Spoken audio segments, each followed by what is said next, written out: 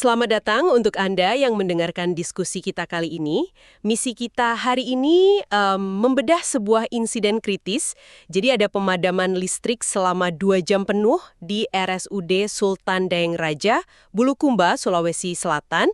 Dan kita mau melihat bagaimana rentetan peristiwa ini tuh memicu tuntutan pertanggungjawaban dari berbagai pihak. Iya, 2 jam di sebuah rumah sakit itu waktu yang sangat lama ya. Betul banget. Anda bayangkan saja rumah sakit ini kayak organ vital manusia, terus aliran listriknya itu aliran darahnya. Nah, pas aliran itu tiba-tiba terhenti, situasinya pasti sangat mencekam untuk pasien dan keluarganya. Benar. Yang sangat menarik di sini adalah masalahnya bukan cuma soal listrik padam dari pusat. Di fasilitas medis, mati listrik dari jaringan luar itu kan variabel yang selalu mungkin terjadi. Titik kritisnya itu justru kenapa genset rumah sakitnya tidak menyala secara otomatis. Tunggu, jadi gensetnya itu ada kan? Tapi butuh waktu sampai 2 jam buat nyala. Iya, betul. Gensetnya ada. Maksud saya, kayaknya mesin penopang utamanya tuh malah tertidur pas lagi paling dibutuhkan gitu. Nah, itu dia. Secara teknis, yang tertidur itu sistemnya. Namanya Automatic Transfer Switch atau ATS. Jadi, sistem ATS ini kan punya sensor yang terus memantau arus utama dari PLN. Oke. Logikanya sederhana banget sebenarnya. Begitu arus PLN putus, sensor ini baca hilangnya tegangan, terus langsung kirim sinyal pakai daya baterai buat memantik genset. Itu biasanya cuma butuh hitungan detik. Cuma hitungan detik ya harusnya. Betul, kalau sampai gagal merespon, biasanya sih bermuara pada pemeliharaan rutin yang diabaikan. Entah sensornya sudah nggak peka, atau baterai pemicunya lemah. Jadi mesin raksasanya siap jalan, tapi nggak ada yang narik pelatuknya otomatis. Oh wow, oke mari kita bedah kelanjutannya nih. Karena kegagalan sistem cadangan ini, masalahnya langsung ditarik ke ranah pengawasan pemerintah daerah. Komisi 2 DPRD Bulukumba itu sampai turun tangan. Iya, mereka memanggil pihak manajemen RSUD. Bukan cuma itu loh, penyedia listriknya yaitu PLN UP3 Bulukumba dan UPL Panrita Lopi juga ikut dimintai keterangan. Bahkan hari Selasa tanggal 28 April 2026, Muhda Reha dari DPRD dengan tegas menyatakan, kita minta manajemen RSU bertanggung jawab atas insiden itu. Menarik ya? Nah, ini yang bikin saya agak bingung. Pemadaman awalnya kan murni urusan PLN sebagai penyedia jaringan. Kenapa justru manajemen rumah sakit yang dituntut keras untuk tanggung jawab? Gini, langkah DPRD memanggil kedua pihak ini sebenarnya memetakan batasan tanggung jawab. PLN memang jelas bertanggung jawab atas matinya jaringan luar. Ya, mungkin ada gangguan distribusi awal. Iya kan, mereka yang suplai listrik. Dari kacamata akuntabilitas publik, fasilitas sekelas RSUD itu wajib punya sistem mitigasi bencana internal yang kuat. DPRD melihat ketiadaan transisi daya otomatis ini sebagai kelalaian utama. Oh, jadi PLN mungkin yang mutus arusnya, tapi rumah sakit yang membiarkan kegagalannya berlangsung. Tepat sekali, rumah sakit yang membiarkan kegagalan internal itu terjadi sampai 2 jam tanpa intervensi cadangan yang memadai. Itu letak masalah utamanya. Masuk akal sih. Berarti dari obrolan kita, kelihatan jelas kalau punya peralatan cadangan mahal itu nggak ada artinya kalau sistem otaknya nggak dirawat. Iya, percuma saja. Insiden di Bulukumba ini benar-benar ngingetin kita soal batas tanggung jawab penyedia eksternal dan pengelola gedung. Kita ini sering banget lewat fasilitas umum dan berasumsi kalau sistem cadangan tak kasat mata ini pasti bakal langsung nyala pas ada bahaya. Dan asumsi itu langsung runtuh seketika pas sensornya ternyata gagal merespon. Kejadian ini bukan cuma soal lampu mati. Ini ujian nyata buat ketahanan infrastruktur krisis. Betul. Dampaknya langsung menyoroti celah di prosedur kesiapsiagaan darurat yang, seringkali luput dari pengawasan rutin sampai semuanya benar-benar gelap total. Nah, untuk Anda yang mendengarkan, coba renungkan hal ini sebentar.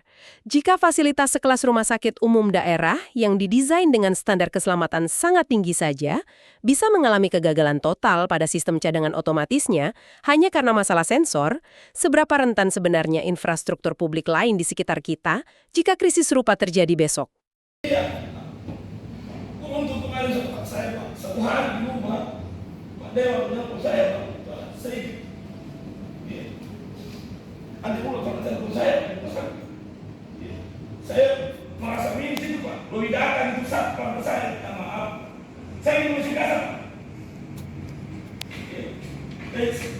Pas kasar itu Pak, waktu datang dokter, saya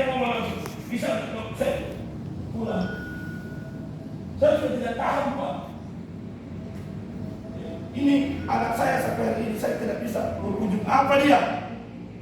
Dan kalau ada adik ini yang mau membela ini rumah sakit, sini letak. Kalau ada yang punya anak, sini letak. Kasih masuk dalam kamar bapak matikan lampu. Tidak usah dalam keadaan sakit. Dia mau maaf ini Pak PLN, saya mau ini Pak, kita bicara nurani. Bagaimana dengan orang yang Pak, yang dalam lift. Karena Pak kasih putra saya ini jadwal pilihan sebenarnya sudah diminta itu oleh, dan saya sudah oleh ke sana. Dan saya, apapun itu kondisinya, saya harus anak saya ini dijamin kehidupannya. Selama dia seumur hidup, saya nggak minta uang ya, mohon maaf. Jangan sampai ada yang bilang 9 orang yang berlobby Pak, itu saya bertemu dengan dia. Tapi ini bukan, ini soal jiwa manusia. Saya di satu keluarga itu Pak, 4 orang kata ancam. Satu istri saya itu siang malam itu tidak tidur rumah sakit memikirkan itu. Apa yang dipikirkan Pak? Bukan semata-mata anaknya. Jadi dia pikir itu, jangan sampai anaknya ini terlalu diperhatikan apa yang itu. Sampai Pak, ada hal yang di luar daripada ini tak. Jadi saya di sini Pak, mohon maaf, jangan sampai ada yang menjadi. Makanya ada wartawan kemarin mohon maaf dalam ruang operasi, ada lagi dirinya ke orang tua. Tidak ada orang dekatnya ya, disuruh semua keluar. Orang sesar ditunda 2 jam, di dalam di ruang gelap. Coba Pak, itu yang tidak bisa sampai hari ini tidak bisa terima. Dan saya pikir, bayangkan mati lampu, di mana lampu itu dalam keadaan dia terbalik, dia kira dia sudah dibius. Dan itu pasti akan seumur hidup dia akan bawa itu, derita itu dia bawa. Trauma dia untuk masuk rumah sakit. Anak saya itu masuk rumah sakit hari Rabu menjelang maghrib. Nah, malamnya itu dijanji untuk mau operasi besok. Kan janji disepakati untuk mau operasi di sekitar jam 1, jam 2. Maka esoknya itu hari Kamis, anak saya itu, putra saya itu dipuasakan. Dia sudah berpuasa mulai dari jam 6. Nah, ternyata jadwal operasi itu agak molor. Itu kami dipanggil itu menjelang sholat asar, kira-kira kurang lebih pukul 15 lah begitu. Jadi kami dipanggil diantar, dijemput ke ruang operasi. Setelah kami sampai di ruang operasi kira-kira kurang lebih 1 jam ya, 1 jam kami di dalam antri bersama dengan pasien-pasien lain. Kami masih untuk berbenah. Anak saya diganti bajunya apa untuk persiapan operasi. Nah, tidak lama kemudian datanglah perawat untuk meminta anak saya itu dipindahkan ke ruang yang lebih dalam lagi, maksudnya yang ke dalam. Saya tidak tahu apa itu ruang operasinya. Untuk tidak ini, saya minta kepada perawat, bisa nggak, karena anak saya belum dioperasi, bisa nggak di satu orang mendampingi. Ya boleh Pak, begitu. Jadi dia didampingi oleh ibunya. Nah, saya keluar duduk di dekat ruang registrasi. Tidak lama kemudian saya dengar seorang stafnya di situ, dia minta dokter untuk hentikan operasi yang sementara sementara berjalan. Kalau selesai, katanya orangnya, kalau ada sudah selesai operasinya, tidak usah dilanjut dulu ke orang lain, maksudnya berhenti dulu operasi, ada mau pekerjaan listrik, katanya PLN sudah ada di bawah, begitu bahasanya. Jadi setelah itu saya merasa masih ini ya, kok mau dimatikan. Saya berpikir, kok kenapa mau dimatikan lampu. Nah, ini anak saya sudah mau sudah lebih dari 1 jam di dalam di sini, kenapa mau dimatikan lampu. Jadi saya spontan itu masih tahan. Sekalinya saya dengar itu dokter itu keluar dari ruang operasi, itu sempat bersitegang dengan stafnya itu. Katanya ini perintah dirut, kalau mau ya silakan hubungi bicara langsung dengan dirut. Nah, disitulah saya marah. Saya keluar karena saya tahu dalam ada pasien. Saya keluar. Setelah keluar, waktu saya marah itu agak besar suara saya. Sampai datanglah, tidak selama beberapa menit kemudian datang orang humas.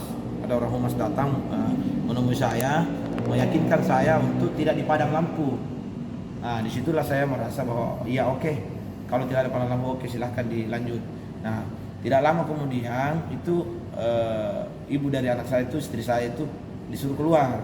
Dia suruh keluar, saya tanya, anak tadi mana? Di dalam, katanya sudah mau operasi. Dan dia sudah mau dioperasi. Kita disuruh keluar, tidak boleh. Kau orang operasi, tidak lagi boleh dampingi. Nah, dia keluar. Setelah saya keluar, saya pergi cari makan karena saya dari pagi tidak makan. Pasca saya sudah makan di kamar, saya lihat lampu mati, padang lampu. Ya, saya spontan bertanya ke ruangan sebelah, Pak, tadi ada pemberitahuan yang untuk mati lampu. Dia bilang tidak ada, Pak. Nah, disitulah saya lari ke atas. Saya lari ke atas, tidak langsung ke ruang operasi. Saya lihat, ada orang terjebak dalam lift. Dalam lift itu tidak salah 4 orang. Iya, saya di situ saya berteriak karena saya pikir saya itu di ruang operasi tidak mungkin dimatikan lampu. Saya berteriak, tolong dibantu itu yang dalam lift ada orang terjebak. Nah, ada yang bantu dicungkil sampai di lift otak-atik sampai bisa keluar itu orang.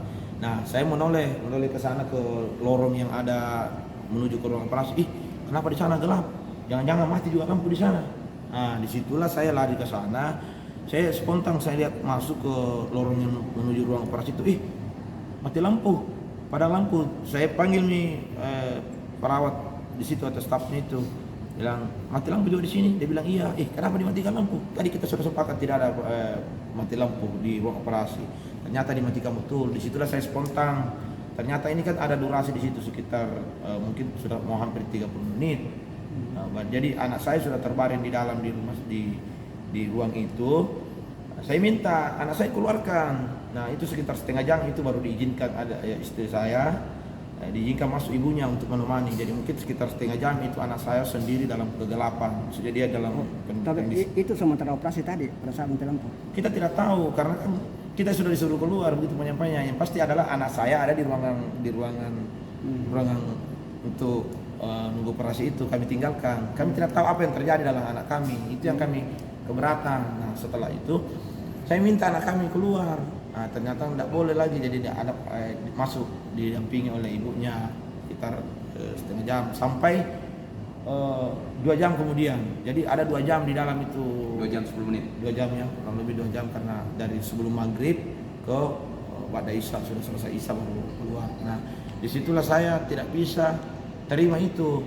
Tidak lama kemudian setelah salat menjelang salat Isya pada waktu itu 2 orang dokter datang menghampiri saya menyampaikan, Pak, ini anak saya ini kan belum terlalu urgen, masih bisa ditunda. Dia mau tunda. Nah, disitulah saya lagi merasa, Pak, tadi saya tidak marah lagi. Sampaikan, Pak, kalau gitu supaya ini tidak berbelit-belit, tolong saya minta anakku saja, saya mau kembali, saya mau pulang supaya ini kasihan anak saya, Pak. Dari kemarin dari Rabu sore tidak makan kan bibirnya ada sobekan. Tidak makan, Pak, sampai pagi suruh puasa lagi sampai Isya.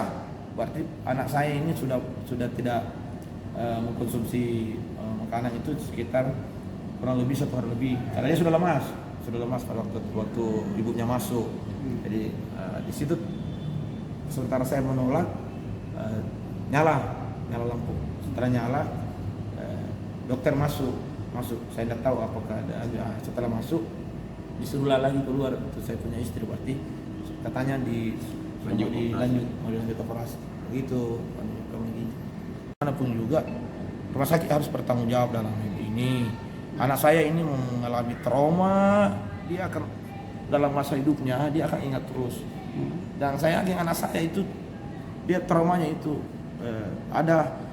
ada musik dalam pikirannya itu untuk tidak percaya kepada rumah sakit karena adanya itu. Ternyata bukan saya dibius, ternyata mati lampu begitu. Jadi untuk misalnya kalau saya mau terima itu secara pribadi, mungkin saya misalnya rumah sakit itu mau minta maaf, saya terima maafnya, tapi perlakuannya itu saya tidak bisa terima.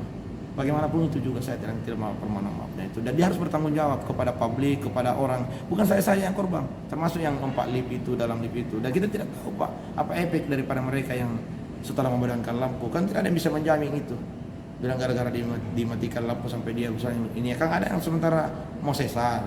Yang sampai gara-gara ditunda itu sesarnya selama 2 jam. Ada kelainan sama anaknya atau gimana?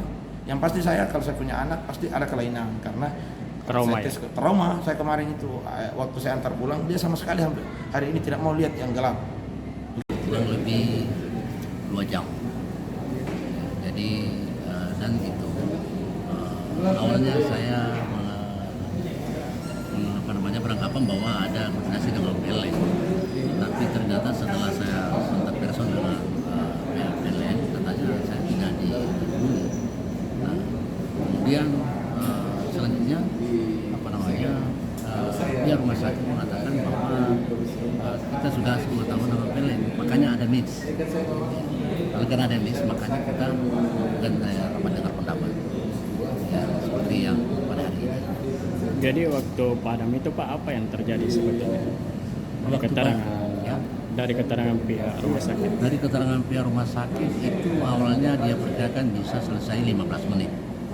Ada perbaikan. Nah, perbaikan. Ya, ada penyambungan, ada kabel itu yang mau disambung. Nah, tapi ternyata setelah disambung tidak mampu mengangkat. Jadi artinya ada treble. Ya, ada treble.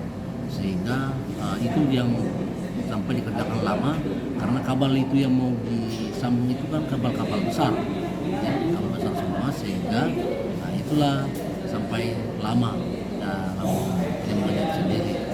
Karena kurang lebih 2 jam itu mati lampu. Apa dampaknya Pak waktu padam kepada pasien? Dampaknya di sana Pak, panik pasiennya, ya panik pasien, kemudian yang orang tua pasien, anak-anak pasien itu panik semua Pak. Ya. Dan bahkan sekarang ini ada yang trauma Pak. Ada trauma karena dia berada dalam kegelapan begitu sampai dia tidak mau lagi ada gelap. Dia semua juga katanya dia harus dikasih terang benderang gitu. Ya, saya dengar itu ada yang terdapat ini. Jadi itu juga sangat panik sekali sampai dia katanya berteriak-teriak apa. Terus masih ini atau bagaimana? Genset listriknya. Genset. Gensetnya. Nah itu katanya gensetnya tidak bisa berfungsi karena dia connect dengan penyambungan langsung. Nah ternyata kalau sehingga begitu diputus itu sambungan langsung juga tidak bisa berfungsi. Nah, itu adalah merupakan kesalahan yang dilakukan. Harusnya itu dipastikan dulu bahwa genset itu berfungsi, baru dilakukan putusan jaringan. Jadi karena ini kan sudah jelas, ya. Sudah jelas siapa. Saya katakan tadi siapa. Tidak perlu kita mencari lagi kambing hitamnya karena kambingnya sudah jelas. Ya. Artinya yang salah dalam hal ini adalah pihak rumah sakit. Nah, kemudian selanjutnya, ya bagaimana ini kan ada semacam miskomunikasi dengan pihak manajemen, ya, dengan manajemen rumah sakit. Nah, yang katanya tadi sudah disampaikan, tetapi tidak bisa direalisasikan peralatan-peralatannya. Nah ini Pak, yang membuat kita ini sangat kecewa, ya, dengan kondisi seperti ini. Ya, jadi langkah-langkah Dia harus yang pertama dia harus memfungsikan itu gensetnya, ya, karena itu kan ketika mati lampu itu langsung otomatis Pak. Paling sepersekian detik saja itu langsung menyala genset di mana-mana itu, baik di hotel, di rumah sakit itu pasti begitu. Nah ini gensetnya yang tidak berfungsi, makanya ya itulah yang terjadi satu rumah sakit gelap Pak. Download Tribun X sekarang, menghadirkan lokal menjadi Indonesia.